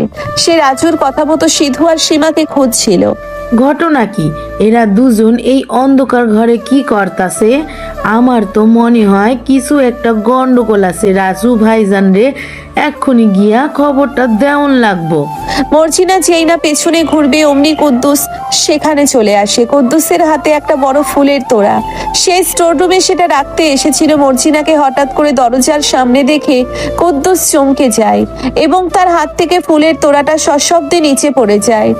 ওরে বাপরে, তুই এখানে ভূতের মতো খাড়াইয়া আছোস কেয়া? আমি তো ডরাইয়া গেছিলাম। আর দেখ, আমার হাত থাইকা ফুলগুলা পইরা গেল। তুই তো একটা আস্ত গর্দ কুদ্দুস। তুই সব সময় আমার কামে বাধা দিস। আমি একটা জরুরি জিনিস দেখতাছিলাম আর তুই সব নষ্ট কইরা দিলি। বাইরে এই শব্দ শুনে সিধু আর সীমা তাড়াতাড়ি একে অপরের থেকে দূরে সরে যায়। তারা বুঝতে পারে বাইরে কেউ আছে। সিধু খুব স্বাভাবিক মুখ করে দরজাটা খুলে দেয়। দেখে মর্জিনা আর কুদ্দুস দাঁড়িয়ে ঝগড়া করছে। কি ব্যাপার কুদ্দুস ভাই, তুমি এখানে ফুল ফেলে রেখেছো কেন? আর মর্জিনা খালা, তুমি এখানে কি করছো? তোমাদের কি অন্য কোনো কাজ নেই? না মানে আমি তো এই কুদ্দুস রে বকতেছিলাম। সে সব কাম উল্টা পাল্টা করতাছে। আর আপনারা এই অন্ধকার ঘরে কি করতেছিলেন? আমরা তো একটা পুরনো ফটো অ্যালবাম খুঁজছিলাম রূপা আপুর বিয়ের জন্য। মা বলেছিল, তাই আমরা সেটা খুঁজছিলাম, কিন্তু অন্ধকারে কিছু দেখতে পাচ্ছিলাম না। হ্যাঁ ঠিক বলেছো, আমরা অ্যালবামই খুঁজছিলাম। চলো সীমা, আমরা অন্য ঘরে গিয়ে দেখি। এখানে তো খুব অন্ধকার। সিধু আর সীমা খুব চালাকি করে সেখান থেকে বেরিয়ে যায়। মর্জিনার সন্দেহ নিয়ে তাদের যাওয়ার দিকে তাকিয়ে থাকে। সে বুঝতে পারে তাকে বোকা বানানো হয়েছে। সে সোজা রাজুর কাছে চলে যায়, গিয়ে সব খুলে বলে। কি বলছিস তুই? ওরা দুজন অন্ধকার স্টোর রুমে একসাথে ছিল। আমি তো আগেই বলছিলাম ওদের মধ্যে কিছু একটা চলছে। ওরা অ্যালবাম খোঁজার বাহানা দিয়েছে, কিন্তু আমি নিশ্চিত ওরা অন্য কিছু করছিল। হ ভাইজান, আমারও তাই মনে হইতাছে। আপনি একটা শক্ত ব্যবস্থা নেন, নইলে এই বাড়ির মান সম্মান সব যাইব গিয়া। তুই চিন্তা করিস না, আমি আজকে একটা চূড়ান্ত প্রমাণ জোগাড় করব, তারপর সবার সামনে ওদের মুখোশ খুলে দেবো। তুই শুধু আমার কথায় চল। রাজুর চোখে একটা ধূর্ত হাসি খেলে যায়। সে মনে মনে এক বিশাল পরিকল্পনা ফাঁদে। এদিকে সিধু আর সীমা ড্রয়িং রুমে ফিরে আসে। সেখানে তখন গান বাজনা চরম পর্যায়ে পৌঁছিয়েছে। ফুপু আর মামি একসাথে নাচতে শুরু করেছেন, যা দেখে সবাই অবাক হয়ে যায়। আর দেখো, দেখো আমার বউ নাচছে, কতদিন পর তাকে এত খুশি দেখলাম, আজ আমার চোখ জুড়িয়ে গেল। আমার বউও তো কম নাচছে না, দেখো লেহেঙ্গা সামলে কেমন সুন্দর করে ঘুরে ঘুরে নাচছে। আমি তো একদম মুগ্ধ হয়ে গেলাম। আরে আপনারা শুধু দেখছেন কেন, আপনারাও যান গিয়ে একটু নাচুন, বিয়ে বাড়ি বলে কথা, সবাই মিলে আনন্দ না করলে কি ভালো লাগে? জালাল সাহেব জোর করে ফুপা আর মামাকে স্টেজে উঠিয়ে দেন, সবাই মিলে একসাথে নাচতে থাকে। রহমান সাহেব আর সালমা বেগম এক কোনায় বসে হাসি মুখে এই দৃশ্য দেখেন। কতদিন পর বাড়িটা এমন হাসি খুশিতে ভরে উঠেছে, দেখে খুব শান্তি লাগছে। মনে হচ্ছে এমন দিন যেন বারবার আসে। হ্যাঁ ঠিক বলেছ, আমাদের সিঁদুর বিয়েতেও এমন ধুমধাম করে অনুষ্ঠান করতে হবে, তখন তো আমাদের নিজেদের বাড়ির বউ আসবে। সালমা বেগমের কথা শুনে সিধু আর সীমা একে অপরের দিকে তাকায়। সিধু একটু হাসি আর সীমা লজ্জায় মাথা নিচু করে নেয়। তারা জানে যে এই বাড়ির বউ অনেক আগেই এসে গেছে, শুধু সবার সামনে প্রকাশ হওয়ার অপেক্ষায় আছে। রাত গভীর হতে থাকে, মেহেন্দির অনুষ্ঠান শেষ পর্যায়ে চলে আসে। সবাই খুব ক্লান্ত হয়ে পড়ে, একে একে সবাই নিজেদের ঘরে যাওয়ার প্রস্তুতি নেয়। সিধু সীমার পাশ দিয়ে যাওয়ার সময় ফিসফিস করে বলে, আজ রাতে কিন্তু ছাদে আসতে ভুলো না, আমি তোমার জন্য অপেক্ষা করব, আমার বিশেষ মানুষ। তুই সত্যি একটা পাগল, আমি চেষ্টা করব কিন্তু কেউ যেন না দেখে। সিধু মুচকি হেসে নিজের ঘরের দিকে চলে যায়। রাজু দূর থেকে তাদের এই ফিসফিসানি লক্ষ্য করে সে মনে মনে ভাবে আজ রাতেই সে ওদের হাতে নাতে ধরবে। গল্পের এই পর্যায়ে এসে সব চরিত্রগুলো একটা টানটান উত্তেজনার মধ্যে পড়ে যায়। কখন কি হয় সেই আশঙ্কায় পাঠকের মনেও এক অদ্ভুত রোম্যান্স কাজ করতে থাকে। রাতের আকাশ একদম পরিষ্কার, চারদিকে শুনশান নীরবতা। সিধু ছাদে একা দাঁড়িয়ে সীমার জন্য অপেক্ষা করছে। তার মনে একটা অদ্ভুত রোম্যান্স কাজ করছে। একটু পর সীমা খুব সাবধানে পা টিপে টিপে ছাদে আসে, তার চোখে মুখে ভয়ের ছাপ। আমি তো ভয়ে মরে যাচ্ছিলাম, নিচে রাজু ভাইয়া এখনো জেগে আছে, আমি কোনো মতে লুকিয়ে চলে এসেছি। তুমি এত ভয় পাও কেন? আমি তো আছি, রাজু ভাই কিচ্ছু করতে পারবে না। এসো আমার কাছে এসো। সিধু হাত বাড়িয়ে সীমাকে নিজের কাছে টেনে নেয়। সীমার সব ভয় যেন সিধুর স্পর্শে উধাও হয়ে যায়। সে সিধুর বুকে মাথা রাখে। আকাশের চাঁদের আলো তাদের দুজনের ওপর এসে পড়ে। তাদের এই গোপন মিলন রাতের নিস্তব্ধতায় এক অদ্ভুত মায়া তৈরি করে। জানিস, আজ যখন মেহেন্দির অনুষ্ঠানে সবাই রূপা আপুর বিয়ে নিয়ে কথা বলছিল, আমার খুব কষ্ট হচ্ছিল। আমাদের বিয়ের সময় তো এমন কিছুই হয়নি, আমরা তো লুকিয়ে কাজী অফিসে গিয়ে বিয়ে করেছিলাম। তুমি মন খারাপ করছো কেন? আমাদের ভালোবাসার জোর তো এই সব অনুষ্ঠানের চেয়ে অনেক বেশি। আর তুমি চিন্তা করো না, আমাদের বিষয়টা যখন সবাই জানবে তখন আমি তোমাকে আবার নতুন করে বউ সাজিয়ে ঘরে তুলবো। তুই সত্যি বলছিস তো? তখন যদি বাড়ির কেউ আমাদের মেনে না নেয় তখন কি হবে? মেনে না নেওয়ার কোনো কারণ নেই, আমরা তো কোনো পাপ করিনি, আমরা শুধু একে অপরকে ভালোবেসেছি। আর তুমি তো আমার বাড়ির সিনিয়র বউ, তোমাকে তো সবার মেনে নিতেই হবে। সিধু সীমার কপালে একটা চুমু দেয়। সীমা মুচকি হাসে। ঠিক তখনই ছাদের সিঁড়িতে কারো পায়ের শব্দ শোনা যায়। রাজু সন্দেহ করে ছাদের দিকেই আসছিল। সিধু আর সীমা শব্দ শুনে দ্রুত একে অপরের থেকে আলাদা হয়ে যায়। কে কে ওখানে? সাড়ে এত রাতে কে কথা বলছে? রাজু ছাদের দরজার কাছে এসে উকি দেয়। সিধু খুব চালাকি করে সীমাকে পানির ট্যাঙ্কের পেছনে লুকিয়ে ফেলে এবং নিচে ছাদের রেলিং এর কাছে গিয়ে এমন ভাব করে যেন সে ফোনে কথা বলছে। আরে হ্যাঁ ভাই, আমি তো কালকেই আসছি, তুই কোনো চিন্তা করিস না, সব ব্যবস্থা হয়ে যাবে। এই সিধু, তুই এত রাতে সাদে কি করছিস আর কার সাথে কথা বলছিস? আমি তো এখানে একটা মেয়ের গলা আওয়াজ শুনলাম। মেয়ের গলা কোথায় পেলেন রাজু ভাই? আমি তো আমার বন্ধু সাকিবের সাথে ফোনে কথা বলছি, নিচে অনেক আওয়াজ তাই ছাদে এলাম। আপনি কি স্বপ্ন দেখছেন নাকি? আমাকে বোকা বানানোর চেষ্টা করবি না সিধু, আমি স্পষ্ট শুনেছি তুই কারোর সাথে কথা বলছিলি। আর সীমা কোথায়? ও কি ওর ঘরে আছে? সীমা কোথায় সেটা আমি কিভাবে জানবো? সে তো তার ঘরেই ঘুমিয়ে আছে, আপনি চাইলে গিয়ে দেখতে পারেন। আর আপনি এত রাতে ছাদে কি করছেন? রাজু সন্দেহ নিয়ে পুরো ছাদ একবার ঘুরে দেখে, কিন্তু পানির ট্যাঙ্কের পেছনে অন্ধকার থাকায় সীমাকে সে দেখতে পায় না। রাজু গজগজ করতে করতে নিচে নেমে যায়। সে যাওয়ার পর সীমা হাঁপাতে হাঁপাতে বেরিয়ে আসে। আজ তো একদম ধরা পড়ে যাচ্ছিলাম, তুই আমাকে বাঁচিয়ে দিলি। চল তাড়াতাড়ি নিচে চল, আর এক মুহূর্ত এখানে থাকা ঠিক হবে না। দেখলে তো আমি কেমন সহজে সব সামলে নিলাম, তুমি শুধু শুধু ভয় পাও। আচ্ছা যাও, সাবধানে নিজের ঘরে গিয়ে ঘুমাও, কাল অনেক বড় দিন। সীমা দ্রুত ছাদ থেকে নেমে নিজের ঘরে চলে যায়। পরের দিন সকালে পুরো বাড়িতে সাজো সাজো রব। আজ রূপা আর কামালের বিয়ে। ঢাকা শহরের সবচেয়ে বড় কমিউনিটি সেন্টারে বিয়ের আয়োজন করা হয়েছে। দুই পরিবারের সবাই খুব ব্যস্ত। এই কুদ্দুস, গাড়িগুলো সব ঠিকমতো সাজানো হয়েছে তো? বরযাত্রী তো একটু পরে রওনা দেবে, কোনো যেন ত্রুটি না থাকে। স্যার, আপনি কোনো চিন্তা কইরেন না। আমি সব গাড়ি এমনভাবে সাজাইছি যে দেইখা মনে হইব রাজার গাড়ি যাইতাছে। আরে বিআই সাহেব, আপনি এত টেনশন করবেন না, আমি তো আসি, সব সুন্দর করে হয়ে যাবে। চলেন আমরা একটু রেডি হয়ে নিই। সবাই রেডি হওয়ার জন্য যে যার ঘরে চলে যায়। সিধু আজ একটা কালো রঙের শেরওয়ানি পরেছে, তাকে দেখতে একদম রাজপুত্রের কম লাগছে না। সে ড্রয়িং রুমে এসে দাঁড়ায়, তখন সীমাও রেডি হয়ে নিচে নেমে সীমার পরনে একটা লাল রঙের ভারী লেহেঙ্গার গা ভর্তি গয়না। সীমাকে দেখে সিধুর চোখ আটকে যায়। সে অপলক দৃষ্টিতে সীমার দিকে তাকিয়ে থাকে। কি রে সিধু, তুই আবার হাঁ করে তাকিয়ে আছিস? তোর চোখ তো দেখছি সীমার উপর থেকে সরছেই না। তুই ওকে কিছু বলিস না মিলা, ও তো একটা গাধা। ওর কাজই হলো সারাদিন এমন হা করে থাকা। আমি তো ভাবছি এই বয়স্কা মহিলা আজ এত সেজেছে কেন? তাকে তো এমনিতে ভূত পেতনির মতোই মানায়, আজ আবার লাল পেতনি সেজেছে। তুই আমাকে পেতনি বললি? দাঁড়া, আজ তোর একদিন কি আমার একদিন, আমি তোর শেরওয়ানি ছিঁড়ে ফেলবো। সীমার আগে সিধুর দিকে তেড়ে যায়। সিধু হাসতে হাসতে ড্রয়িং রুমের এক কোনায় চলে যায়। তাদের এই খুনসুটি দূর থেকে তানিয়া লক্ষ্য করে। তানিয়ার মেজাজ খুব খারাপ হয়। সে সিধুর কাছে আসে। সিধু, তুমি সীমার সাথে সারাক্ষণ এত ঝগড়া করো কেন? ও তো তোমার আপুর ননদ, ওকে একটু সম্মান দিয়ে কথা বলতে পারো না? আরে তানিয়া, তুমি বুঝবে না, ওর সাথে ঝগড়া না করলে আমার পেটের ভাত হজম হয় না। আর ও তো বয়সে বড়, তাই একটু রাগাই আর কি। তুমি ওকে বাদ দাও।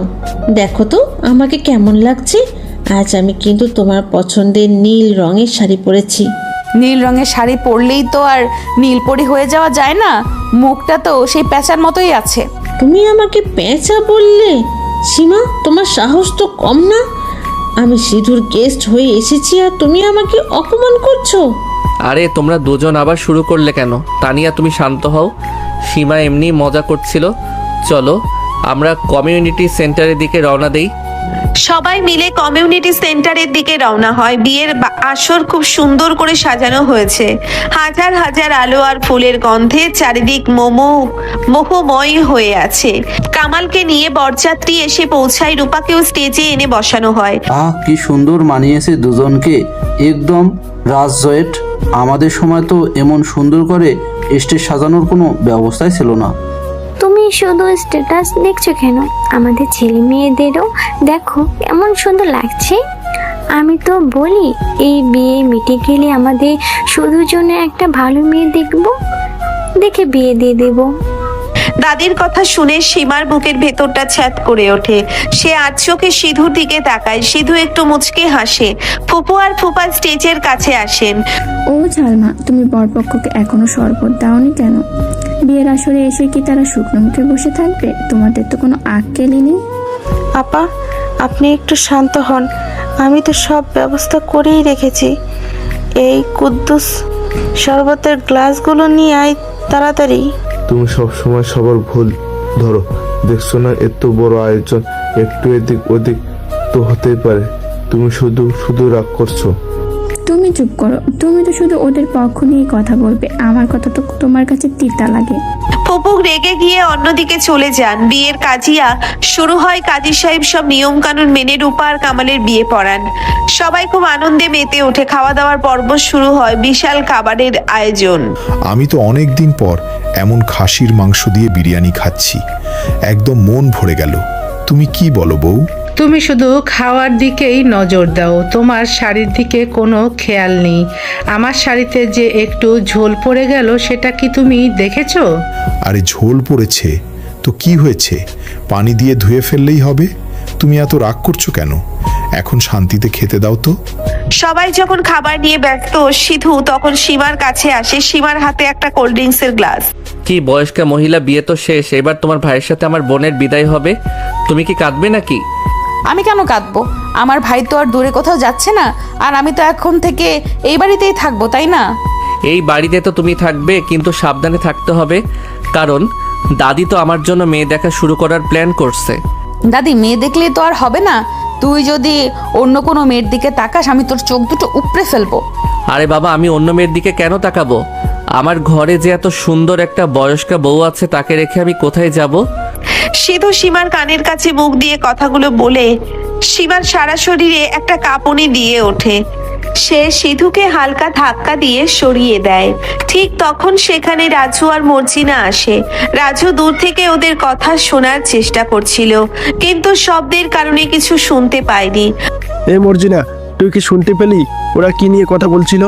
আমি তো শুধু দেখলাম সিধু আর সীমার কানের কাছে মুখ নিয়ে ফিসফিস করছে। না ভাইজান, এত চিল্লাচিল্লির মধ্যে আমি কিছুই শুনবার পারি নাই। তাই আমার মনে হইতাছে ওরা বিয়ার ব্যাপারে কিছু একটা কইতাছিল। বিয়ের ব্যাপারে? তার মানে ওরা কোনো প্ল্যান করছে। আমাকে যে কোনোভাবেই হোক ওদের আসল রূপটা সবার সামনে আনতে হবে। বিয়ের সব আনুষ্ঠানিকতা শেষ হওয়ার পর সবাই বাড়ি ফিরে আসে। বাড়িটা এখন একটু ফাঁকা ফাঁকা লাগছে। রূপা কামালের সাথে তাদের ঘরে চলে গেছে। বাড়ির বড়রা ড্রয়িং রুমে বসে চা খাচ্ছে আর আজকের অনুষ্ঠান নিয়ে আলোচনা করছে। আল্লাহর রহমতে অনেক বড় একটা কাজ শেষ হলো, কোনো ঝামেলা ছাড়াই বিয়েটা পার হলো। আমি তো খুব চিন্তায় ছিলাম। আমি তো আপনাকে আগেই বলেছিলাম কোনো চিন্তা করবেন না, সব ঠিকঠাক হয়ে যাবে। এখন তো আমরা আত্মীয় হয়ে গেলাম। হ্যাঁ ভাইজান, সব তো ভালোই হলো। এখন আমাদের কামালের একটা গতি হলো, এবার আপনাদের সিধুর একটা ব্যবস্থা করতে হবে। ছেলে তো বড় হয়েছে। ঠিকই বলেছেন ভাবি, আমরাও সেটাই ভাবছিলাম। সিধুর পড়াশোনা তো প্রায় শেষের দিকে। এখন একটা ভালো মেয়ে দেখে ওর বিয়েটা দিয়ে দিলে আমরা একদম নিশ্চিন্ত হতে পারি। ড্রয়িং রুমের দরজার কাছে দাঁড়িয়ে সিধু আর সীমা বড়দের এই কথাগুলো শুনছিল। সীমার মুখটা একদম ফ্যাকাশে হয়ে যায়। সে ভয়ে সিধুর হাত শক্ত করে চেপে ধরে। তুই শুনছিস ওরা কি বলছে? ওরা তোর বিয়ের কথা ভাবছে। এবার আমরা কি করব? আমি তো ভয়ে মরে যাচ্ছি। তুমি এত টেনশন করছো কেন? ওরা বলুক ওদের কথা, আমি তো আর কালকেই বিয়ে করতে বসছি না। আমি সব ঠিক করে দেব, তুমি আমাকে একটু সময় দাও। সময় দিলে কি হবে? তানিয়া তো সারাক্ষণ তোর পেছনে ঘুরে বেড়াচ্ছে, আর দাদিও তো তানিয়াকে খুব পছন্দ করে। ওরা যদি তোর সাথে তানিয়ার বিয়ে ঠিক করে দেয় তখন আমি কোথায় যাব? তুমি কোথাও যাবে না, তুমি তো আমার কাছেই থাকবে। আর তানিয়া কেন, পৃথিবীর কোনো মেয়ে আমার আর তোমার মাঝে আসতে পারবে না। তুমি শুধু আমার বউ ছিলে, আছো আর থাকবে। সিধু সীমাকে শান্ত করার চেষ্টা করে। ঠিক তখন তানিয়া ড্রয়িং রুম থেকে বেরিয়ে আসে। সে সিধু আর সীমাকে একসাথে দাঁড়িয়ে থাকতে দেখে তার মুখটা একটু ভার হয়ে যায়। সিধু, তুমি এখানে দাঁড়িয়ে আছো কেন? আন্টি তোমাকে ভেতরে ডাকছেন মনে হয়। তোমার বিয়ের ব্যাপারে কিছু একটা কথা বলবে, চলো ভেতরে চলো। ওর বিয়ের কথা হবে তো তুই এত লাফাচ্ছিস কেন? তোর কি কোনো কাজ নেই নাকি? তুই শুধু ওর পিছু পিছু ঘুরবি? তুমি এত রাগ করছো কেন সীমা? আমি তো শুধু খবরটা দিতে এলাম। আর সিধুর বিয়ে হলে তো তোমারও খুশি হওয়া উচিত। তুমি তো ওর আপন ননদ। আমি খুশি হওয়া উচিত কি উচিত না সেটা আমি ভালো করেই জানি। তুই আমাকে জ্ঞান দিতে আসবি না, যা তুই এখান থেকে। তানিয়া রেগে গিয়ে সেখান থেকে চলে যায়। সিধু সীমার দিকে তাকিয়ে একটু হাসে। তুমি তানিয়ার সাথে এমন ঝগড়া করো কেন? মেয়েটা তো ভয় পেয়ে গেল। আর তুমি তো জানো আমি তানিয়াকে একটু পাত্তা দেই না। তুই পাত্তা না দিলেও তো ও তোকে পাত্তা দেয়। আর তুইও তো দেখছি ওর সাথে বেশ ভালোই কথা বলিস। আমার তো এসব একদমই সহ্য হয় না। আচ্ছা ঠিক আছে, আমি আর ওর সাথে কথাই বলবো না। এখন তুমি শান্ত হও আর নিজের ঘরে গিয়ে একটু বিশ্রাম নাও। সিধু সীমাকে বুঝিয়ে সুঝিয়ে তার ঘরে পাঠিয়ে দেয়। তারপর সে নিজের ড্রয়িং রুমে যায়। সেখানে তার বিয়ের আলোচনা চলছে। আয় দাদু ভাই, আয় এখানে বস। আমরা তোর কথাই বলছিলাম। তোর আপু তো বিয়ে হয়ে গেল, এবার তোর পালা। দাদা, আমার বিয়ে নিয়ে তোমরা এখনই এত ভাবছো কেন? আমার তো এখনো অনেক কিছু করার বাকি আছে। আমি এখনই বিয়ে করতে চাই না। বিয়ে করতে চাস না মানে কি? পড়াশোনা শেষ করেই তো তুই আবার ব্যবসায় বসবি, তখন তো আর সময় পাবি না। এখন ভালো একটা মেয়ে দেখে বিয়েটা করে ফেল। ঠিক বলেছেন বিআই সাহেব। আর মেয়ে খোঁজার কি দরকার? আমাদের তানিয়া তো আছেই। মেয়েটা খুব লক্ষ্মী আর সিধুকে খুব পছন্দও করে। তানিয়ার নাম শুনে সিধুর মাথার ভেতরটা যেন চক্কর দিয়ে ওঠে। সে বুঝতে পারে পরিস্থিতি আস্তে আস্তে হাতের বাইরে চলে যেতে চাচ্ছে। তাকে এখন খুব সাবধানে পা ফেলতে হবে। আঙ্কেল, তানিয়া তো খুব ভালো মেয়ে, কিন্তু আমি তো ওকে শুধু বন্ধু হিসেবেই দেখি। ওর সাথে বিয়ের কথা তো আমি স্বপ্নেও ভাবতে পারি না। বন্ধু থেকে স্বামী স্ত্রী হতে সময় লাগে না বাবা। তানিয়া আমাদের খুব পরিচিত মেয়ে, আমাদের পরিবারের সাথে ওর খুব ভালো মানিয়ে যাবে। মা, তোমরা আমাকে একটু সময় দাও। আমি এসব নিয়ে এখন একদম ভাবতে পারছি না। আমি খুব ক্লান্ত। আমি আমার ঘরে যাচ্ছি। সিধু দ্রুত সেখান থেকে বেরিয়ে নিজের ঘরে চলে যায়। তার মনের ভেতর একটা ঝড় বইছে। সে বুঝতে পারছে সে এবার তাকে একটা চূড়ান্ত সিদ্ধান্ত নিতেই হবে। সে ফোনটা হাতে নিয়ে সীমাকে একটা মেসেজ করে রাতে আবার ছাদে আসার জন্য। এদিকে রাজু আর মর্জিনা নতুন একটা ফোন দিয়ে আটে। মর্জিনা, আজ রাতে সিধু আর সীমা নিঘাত আবার দেখা করবে। আজ ওদের ধরতেই হবে। তুই ছাদে যাওয়ার আগে আস্তার দিকে নজর রাখবি। ওরা গেলেই আমাকে খবর দিবি। হ্যাঁ ভাইজান, আপনি কোনো চিন্তা করেন না, আমি একদম শকুনে চোখ দিয়া নজর রাখুম। আজ রাইতে ওদের সব গোপন কথা ফাঁস হইয়া যাইব। রাত গভীর হয়, বাড়ির সবাই ঘুমিয়ে পড়ে। সিধু ছাদের দিকে যায়। একটু পর সীমাও সাবধানে নিজের ঘর থেকে বের হয়, কিন্তু তারা কেউ জানে না যে মর্জিনা সিঁড়ির নিচে অন্ধকারে লুকিয়ে তাদের লক্ষ্য করছে। সীমা ছাদে পৌঁছালো। মর্জিনা দৌড়ে গিয়ে রাজুকে খবর দেয়। রাজু একটা টর্চ লাইট নিয়ে ছাদের দিকে এগোয়।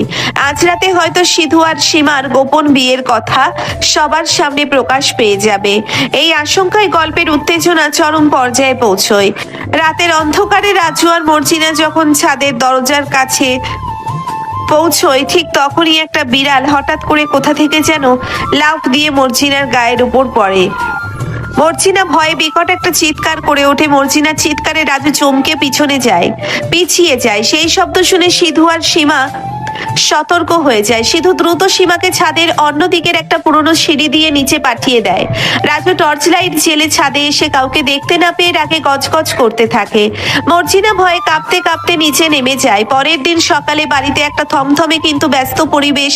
রূপা আর কামালের বৌভাতের আয়োজন চলছে। সবাই ড্রয়িং রুমে বসে চা খাচ্ছে। এমন সময় জালাল সাহেব একটা বড় ঘোষণা দেন, যা শুনে পুরো বাড়ির পরিবেশ এক মুহূর্তেই বদলে যায়। রহমান সাহেব, কামালের তো বিয়ে হয়ে গেল, আমাদের একটা বড় দায়িত্ব শেষ হলো। এবার আমি ভাবছি সীমারও একটা ব্যবস্থা করে ফেলি। আমার এক পুরনো বন্ধুর ছেলে আমেরিকা থেকে ফিরেছে। ছেলে খুব প্রতিষ্ঠিত বড় ডাক্তার। আমি গতকালই আমার বন্ধুর সাথে কথা বলেছি, তার আজ বিকালে সীমাকে দেখতে আসতে চায়। জালাল সাহেবের কথা শুনে সীমার হাত থেকে চায়ের কাপটা সশব্দে মেঝেতে পড়ে ভেঙে যায়। চা ছিটকে সীমার শাড়িতে লাগে, কিন্তু সেদিকে তার কোনো খেয়াল নেই। সে পাথর হয়ে দাঁড়িয়ে থাকে। তার চোখ মুখ মুহূর্তের মধ্যে ফ্যাকাশে হয়ে যায়। সিধু ড্রয়িং রুমের দরজার কাছে দাঁড়িয়ে ছিল। কথাগুলো শুনে তার বুকের ভেতরটা যেন কেউ হাতুড়ি দিয়ে পিটিয়ে গুঁড়ো করে দেয়।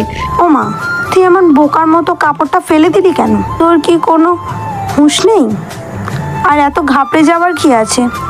তোর বাবা তো ঠিকই বলেছে, এমন সোনার টুকরো ছেলে হাতছাড়া করা বোকামি। আমরা আজকেই ওদের কথা দিয়ে দেব। মা, আমি এখন বিয়ে করব না। আমার পড়াশোনা এখনো শেষ হয়নি, আর আমি এত তাড়াতাড়ি এসব নিয়ে ভাবতে চাই না। তোমরা ওদের আসতে মানা করে দাও। পড়াশোনা বিয়ের পরেও করা যায়।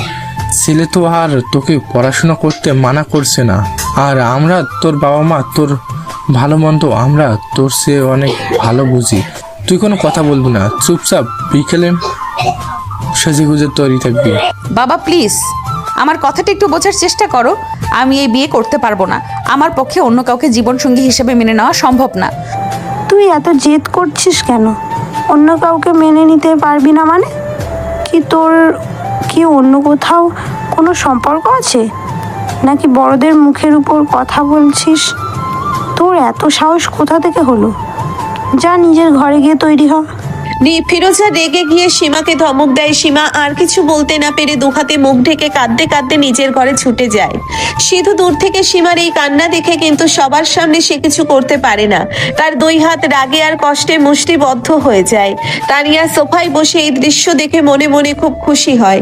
আন্টি, আপনারা একদম ঠিক সিদ্ধান্ত নিয়েছেন। সীমার তো এখন বিয়ের বয়স হয়েছে, ভালো ছেলে পেলে বিয়ে তো দিয়ে দেওয়াই উচিত। আর সীমা চলে গেলে সিধুরও একটা গতি হবে।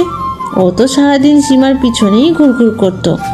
হ্যাঁ মা, তানিয়া সীমার বিয়েটা হয়ে গেলে আমরা সবাই একটু নিশ্চিত হতে পারি। মেয়ে মানুষ বেশি বয়স পর্যন্ত অবিবাহিত রাখা ঠিক না। তানিশার কথা শুনে সিধুর মনে হয় যেন তার মাথায় কেউ আগুন ধরিয়ে দিয়েছে।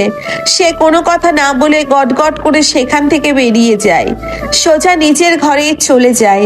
এদিকে সীমার ঘরে কান্নার রোল পড়ে গেছে। সীমা বিছানায় মুখ বুজে অঝরে কাঁদছে। এমন সময় দরজা ঠেলে সিধু ঘরে ঢোকে। সে দ্রুত দরজাটা ভেতর থেকে বন্ধ করে দেয়। সীমা, তুমি এভাবে কাঁদছো কেন? আমি তো এখনো মরে যাইনি, তুমি এত ভেঙে পড়ছো কেন? তুই আমাকে বাঁচা সিধু, ওরা আমাকে জোর করে বিয়ে দিয়ে দিবে, আমি মরে যাব, তবু ওই লোককে বিয়ে করব না। আমি তো শুধু তোর, আমি তো অনেক আগে থেকেই তোর বউ হয়ে আছি। তুই কিছু একটা কর সিধু, আমি আর এই চাপ সহ্য করতে পারছি না। আমি কিছুতেই তোমাকে অন্য কারো হতে দেব না সীমা। তুমি শুধু আমার বউ, আমার প্রথম আর শেষ ভালোবাসা। পৃথিবীর কোনো শক্তি নেই যে তোমাকে আমার কাছ থেকে আলাদা করতে পারে। কিন্তু বাবা মা যদি আমাদের মেনে না নেয় তখন কি হবে? বাবা তো রাগের মাথায় আমাকে মেরেই ফেলবে। আর তোর পরিবারও যদি আমাকে মেনে না নেয় তখন আমি কোথায় যাব? আমি তো মাঝপথে ভিখারি হয়ে যাব। কেউ তোমাকে মারতে পারবে না, আর কেউ মেনে না নিলে আমরা দুজন অনেক দূরে কোথাও চলে যাব। কিন্তু আমি তোমাকে ওই ছেলেপক্ষের সামনে আজ বসতে দেব না। তুমি শুধু শক্ত থেকো। সিধু সীমার চোখের পানি মুছিয়ে দেয়। তাদের দুজনের এই তীব্র ভালোবাসার মাঝে একটা বিশাল ঝড়ের আভাস লুকিয়ে আছে। দুপুর গড়িয়ে বিকেল হয়। বাড়িতে ছেলেপক্ষ এসে পৌঁছয়। ড্রয়িং রুম আবার একটা নতুন উৎসবের আমেজ শুরু হয়। দাদা দাদি ফুপু ফুপা সবাই এসে ড্রয়িং রুমে বসেছেন। রাজু দূর থেকে সিধু আর সীমার ঘরের দিকে নজর রাখছিল। সে বুঝতে পারে আজ একটা বড় কিছু ঘটতে আছে। ও ফিরোজা, ছেলেপক্ষ তো চলে এসেছে, সীমাকে এখনো আনোস না কেন? মেয়েকে কি আরো সাজাবে নাকি? এমনিতেই তো সীমা দেখতে অনেক সুন্দর, তাকে এত সাজানোর কি দরকার? তুমি সবসময় মানুষের সাজগোজ নিয়ে তো কথা বলো কেন? বিয়ের কোনো সাজবে না তো তুমি সাজবে? সীমাকে আজ খুব সুন্দর করে সাজিয়ে নিয়ে আসতে হবে। ছেলে তো অনেক বড় ডাক্তার। একদম ঠিক বলেছ। ছেলে যখন এত বড় ডাক্তার, তখন আমাদের সীমাকে তো একদম রাজকন্যার মতো লাগতে হবে। আমি তো বলি, সীমাকে আমার বউয়ের লেহেঙ্গাটা পরিয়ে দাও, আরো বেশি সুন্দর লাগবে। তুমি চুপ করবে? আমি আমার এত দামি লেহেঙ্গা কাউকে দিতে যাব কেন? সীমার নিজের তো অনেক ভালো ভালো শাড়ি আছে, সে সেগুলোই পরুক। তোরা সবাই একটু চুপ কর। ছেলেপক্ষ বসে আছে আর তোরা এখানে এসব কি আলোচনা করছিস? জালাল, তুমি সীমাকে নিয়ে আসতে বলো। হ্যাঁ বাবা, আমি মিলাকে পাঠিয়েছি সীমাকে নিয়ে আসার জন্য। আপনারা একটু মিষ্টিমুখ করুন, ছেলের বাবা আমার খুব কাছের বন্ধু। সবাই যখন মিষ্টি খাওয়া নিয়ে ব্যস্ত তখন মিলা সীমাকে নিয়ে ড্রয়িং রুমে আসে। সীমার পরনে একটা সাধারণ জামদানি শাড়ি, তার চোখ দুটো কান্নার একদম ফুলে লাল হয়ে আছে। সে মাথা নিচু করে এসে সোফায় বসে রূপা আর কামাল এক কোনায় দাঁড়িয়ে এই দৃশ্য দেখছে। কামালের খুব খারাপ লাগছে বোনের জন্য। বাবা, সীমাকে তো দেখে মনে হচ্ছে ও খুব অসুস্থ। ওকে আজ এই অবস্থায় ছেলেপক্ষের সামনে বসানো কি ঠিক হচ্ছে? ওর তো মতো নেই মনে হচ্ছে। তুই চুপ কর কামাল, তুই তো নিজের বিয়ে করে এখন বড় বড় কথা বলছিস। তোর বোনের ভালো মন্দ আমি বুঝবো, তুই নাক গলাবি না। কামাল বাবার ধমক খেয়ে চুপ করে যায়। ছেলেপক্ষের লোকজন সীমাকে দেখে খুব পছন্দ করে ফেলে। ছেলের বাবা খুব খুশি হয়ে জালাল সাহেবের দিকে তাকায়। আলহামদুলিল্লাহ, এসে খুশি খবর আর কি হতে পারে। আমার মেয়ে তো খুব ভাগ্যবতী যে আপনাদের মতো এমন একটা পরিবার পাচ্ছে। ফিরোজ, তুমি আংটি নিয়ে এসো, আমরা আজকেই সব পাকা করব। ফিরোজা আনন্দে আংটির বাক্সটা নিয়ে আসে। সীমার মনে হয় যেন কেউ তার গলা টিপে ধরেছে। সে শ্বাস নিতে পারছে না, তার দু চোখ বেয়ে টপ টপ করে পানি পড়তে থাকে। তানিয়া দূর থেকে দাঁড়িয়ে এই দৃশ্য দেখে, মুচকি হাসে। ঠিক তখন রহমান সাহেব কথা বলেন। খুব ভালো সিদ্ধান্ত জালাল সাহেব, শুভ কাজে দেরি করতে নেই। আজকেই আংটি পরিয়ে দিন, আমরা সবাই এই আনন্দর সাক্ষী হয়ে থাকবো। ছেলের কথা সীমার দিকে একটা হীরের আংটি এগিয়ে দেয়। সীমার সারা শরীর থরথর করে কাঁপছে।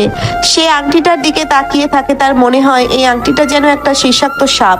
সে কিছুতেই আংটিটা ছুঁতে পারে না। বাড়ির সবাই সীমার দিকে তাকিয়ে আছে। সীমার নিরাপত্তা সবাই একটু অবাক হয়। কি রে সীমা, আংটিটা নে। তুই এমন চুপ করে বসে আছিস কেন? বেআই সাহেব আংটিটা দিচ্ছেন, তুই হাতটা এগিয়ে দে। না, আমি এই আংটি পরবো না। সীমা, তুই এসব কি বলছিস? মেহমানদের সামনে এসব পাগলামি একদম করবি না। তুই চুপচাপ আংটিটা নিয়ে বলছি। আমি পাগল হইনি বাবা, আমি একদম সুস্থ মাথায় বলছি আমি এই বিয়ে করতে পারবো না। আমাকে তোমরা মাফ করে দাও, আমি মরে গেলেও এই আংটি পরতে পারবো না। সীমার এই কথাগুলো শুনে পুরো ড্রয়িং রুমে একটা পিনপতন নীরবতা নেমে আসে। সবাই স্তব্ধ হয়ে সীমার দিকে তাকিয়ে থাকে। ছেলের বাবা একটু অপমানিত বোধ করেন। রহমান সাহেব আর সালমা বেগমও অবাক হয়ে যান। বন্ধু, তুমি কিছু মনে করো না, ও আসলে নার্ভাস হয়ে গেছে। আমি দেখছি ব্যাপারটা। সীমা, তুই এখনই সবার সামনে ক্ষমা চাবি আর আংটিটা হাতে পরবি, তা না হলে আজ আমি তোকে মেরেই ফেলবো। জালাল সাহেব রাগে কাঁপতে কাঁপতে সীমার দিকে হাত তোলেন তাকে মারার জন্য। সীমা ভয়ে চোখ বন্ধ করে ফেলে। পুরো বাড়ি নিস্তব্ধ হয়ে যায়। কিন্তু হঠাৎ কেউ একজন এসে জালাল সাহেবের হাতটা শূন্যেই শক্ত করে চেপে ধরে। সবাই চমকে উঠে তাকিয়ে দেখে সিধু দাঁড়িয়ে আছে। তার চোখে মুখে এক অদ্ভুত কাঠিন্য আর জেদ। তুই হাত ছাড় সিধু, বাবা খুব রেগে আছে, তুই আরো বিপদ বাড়াস না। আমি হাত ছাড়বো না। আজ যদি হাত ছেড়ে দেই তবে তোকে সারা জীবনের জন্য হারিয়ে ফেলবো। কিন্তু বাবা তোকে মেরে ফেলবে, তুই বুঝতে পারছিস না পরিস্থিতি কতটা খারাপ। আমাকে মেরে ফেললেও আমি তোকে আজ অন্য কারো হতে দেব না। তুই শুধু আমার বউ। সিধু সীমার হাত ধরে নিজের বুকের কাছে টেনে নেয়। জালাল সাহেব রাগে কাঁপছেন। পুরো ড্রয়িং রুম যেন স্তব্ধ হয়ে গেছে। ছেলের বাবা অপমানিত বোধ করে সোফা থেকে উঠে দাঁড়ান। তার চোখে মুখে চরম বিরক্তি। বন্ধু, তুমি আমাকে ভুল বোঝো না, আমি এসবের কিছুই জানতাম না। তুমি আমাকে একটু সময় দাও, আমি সব ঠিক করছি। ছেলের বাবা তার লোকজন নিয়ে গটগট করে বাড়ি থেকে বেরিয়ে যান। ড্রয়িং রুমে এখন শুধু দুই পরিবারের মানুষ। জালাল সাহেব রাগে ফেটে পড়েন। তিনি সীমার দিকে তেড়ে যান। তুই আমার এত বড় অপমান করলি, তুই আজ আমার মরা মুখ দেখবি। আমি তোকে আজ মেরেই ফেলবো। এই বাড়িতে তোর আর কোনো জায়গা নেই। আপনি সীমার গায়ে হাত তোলার চেষ্টা করবেন না। আমি আগেই বলেছি সীমা আমার বিবাহিত স্ত্রী। আমরা আজ থেকে 6 মাস আগেই বিয়ে করেছি। তুই চুপ কর সিধু, তুই আমাদের দুই পরিবারের মুখে চুলকানি মাখিয়েছিস। তোর এত বড় সাহস, তুই লুকিয়ে বিয়ে করেছিস, আবার এমন বড় গলায় কথা বলছিস। সিধু বাবা, তুই এসব কি বলছিস? তোর মাথা ঠিক আছে তো? তুই তোর বোনের ননদকে বিয়ে করেছিস, এটা সমাজ কিভাবে মেনে নেবে? ও মা, আমি এখন কোথায় যাব? আমার মেয়ে এমন কাজ কিভাবে করলো? আমরা তো লজ্জায় আর মুখ দেখাতে পারবো না। আমার তো মরে যেতে ইচ্ছা করছে। মা, তুমি এমন করে বলো না, আমি সিধুকে ভালোবাসি। আমরা কোনো পাপ করিনি, আমরা তো বিয়ে করেছি। আমি তো আগেই বলছিলাম ওদের দুজনের মধ্যে কিছু একটা চলছে। আপনারা কেউ আমার কথা বিশ্বাস করেননি, এখন তো দেখলেন আমার কথাই সত্যি হলো। হ রাজু ভাইজান, আপনি একদম ঠিক কথা কইছিলেন। আমি তো ছাদের উপরেও তাগো একসাথে দেখছি, তখন তো কেউ আমার কথাও কানে নেয় নাই। এই মজিয়া, তুই চুপ কর। তোর এত বড় সাহস, তুই আগে থেকে সব জানতি আর আমাদের বলিসনি? তোকে তো আজই বাড়ি থেকে বের করে দেবো। ও সালমা, তুমি এমন ছেলে মানুষ করেছো যে এখন সে আমাদের মান সম্মান সব ধুলোয় মিশিয়ে দিল। তুমি সবসময় সালমার দোষ ধরো কেন? ছেলে বড় হয়েছে, সে তার নিজের জীবনের সিদ্ধান্ত নিয়েছে, এতে সালমার কি দোষ? তুমি একটু শান্ত হও। একদম ঠিক কথা বলেছ। ছেলে মেয়ে ভালোবেসে বিয়ে করেছে, এতে এত রাগারাগি করার কি আছে? আমার তো মনে হয় মিষ্টি মুখ করা উচিত। তুমি চুপ করবে? সবসময় এমন ফালতু কথা বলো কেন? দুই পরিবারের এত বড় একটা ঝামেলার মধ্যে তুমি মিষ্টি খেতে চাইছো? তোমার কি কোনো আক্কেল নেই? সবাই যখন একে অপরকে দোষারোপ করতে ব্যস্ত, তানিয়া তখন অঝরে কাঁদছে। তানিয়ার স্বপ্ন ভেঙে চুরমার হয়ে গেছে। সে সিধুর দিকে একদৃষ্টিতে তাকিয়ে আছে।